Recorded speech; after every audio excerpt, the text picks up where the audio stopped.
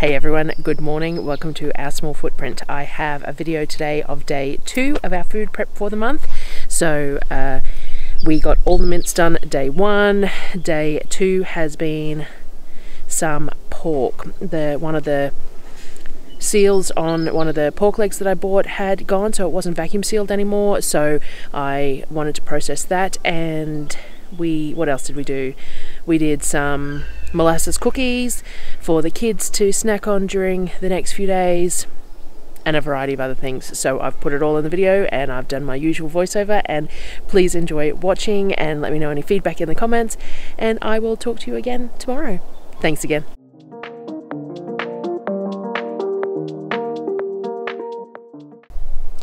So today we started out with pork. As I said, the seal was gone on this particular pork, so they were normally vacuum sealed. Normally I do the pork later in the month because they're vacuum sealed, so they've got a long date on them.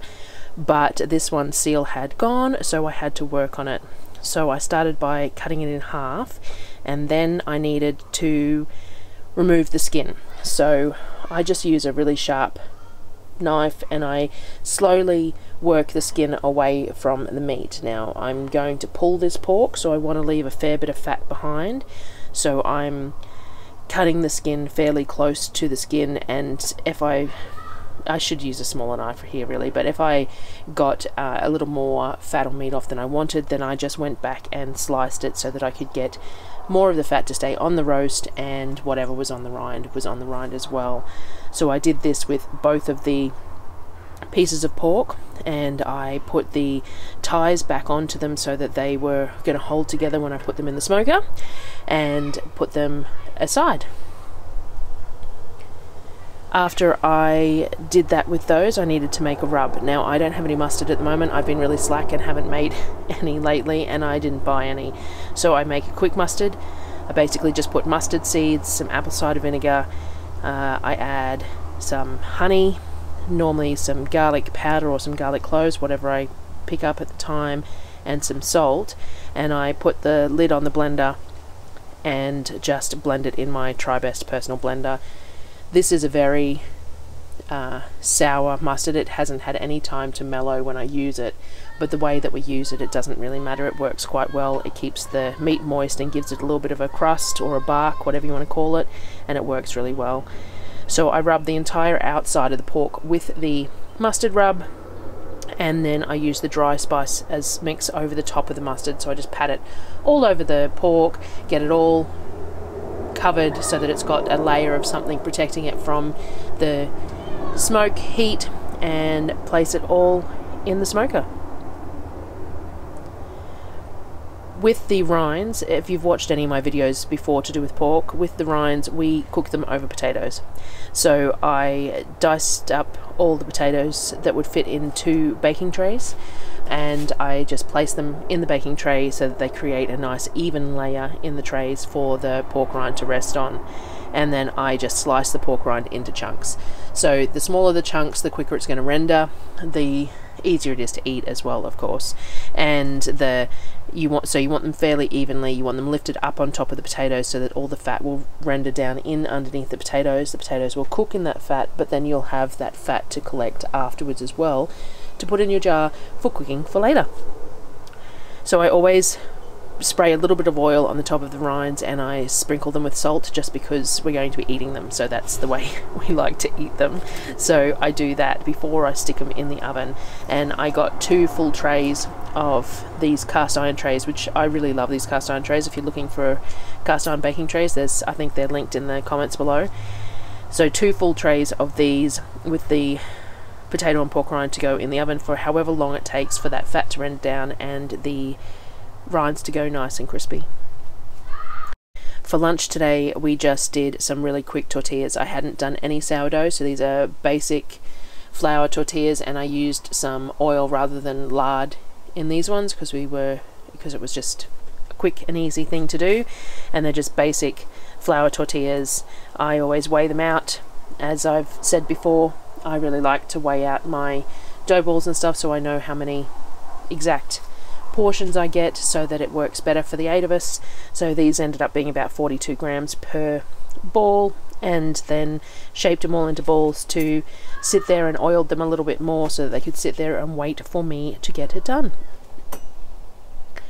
When I roll them out, I always dip them in flour really solidly, so a really good dousing of flour before I roll them out, and then I use the palm of my hand to thin out the very edges, because when you tend to roll tortillas you end up with the edges thicker than the middle. It just seems to be what happens when you roll tortillas. So I thin the edges out a little bit before rolling them, roll them from the center to the edges on both directions, and keep spinning and turning as I go, because every time you pick it up off the mat it's going to shrink back a little bit, so you want to be picking it up and putting it down as you're rolling it. The thinner the better, but I just do what I have time to do at the time, and my kids are not fussy, which is really lucky.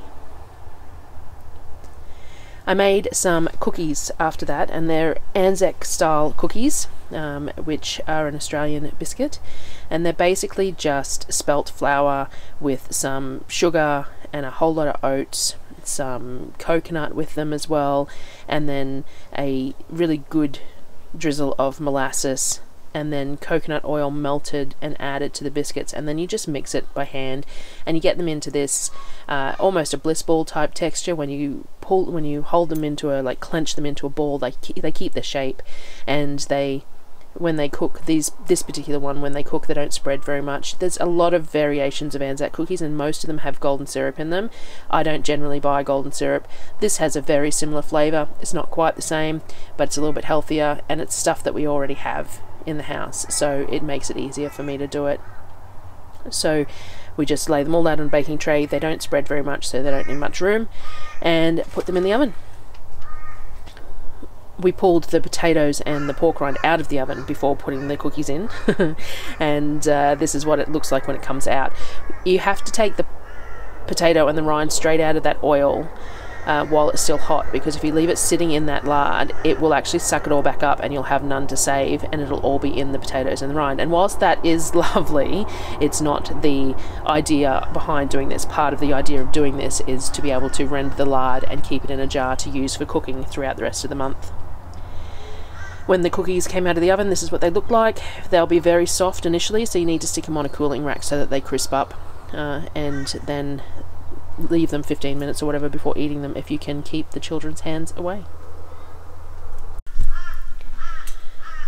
So after the pork has been in the oven, the pork will hit a stall point, which is about 160 Fahrenheit or 71-ish Celsius. So when it hits that stall point, we pull it out of the smoker and we wrap it in foil to go back in for the last part of the cook. So ignore the camera angle here, it's a little bit short. Obviously I knocked it, or one of the kids knocked it before I pulled the pork out. So I pull the pieces out and I wrap them securely in foil. I leave the temperature probe in, of course, so that I can see what it's still doing. Wrap it in the foil and stick it back in the smoker. And then once the pork hits 203-ish Fahrenheit or 95-ish Celsius is when it's ready to come out to be able to be pulled. So I then pulled it all back out once it hit that temperature, and this is what it looks like when you start trying to pull it. So this is not a cut that you normally used for pulled pork. It is not a fatty cut that you would normally use, like a Boston butt or anything. We don't care, it still works. It doesn't pull quite as softly as a prime pulling cut, but it works perfectly well for us, and we use it for many things, and you will see it used in many different ways over the next week or so as we use up this cut of meat as our cold meat for the next however long it lasts. Thanks again for joining me today, and I hope to see you again tomorrow. And as usual, if you leave any comments below, then I will endeavour to answer them. Thanks, guys.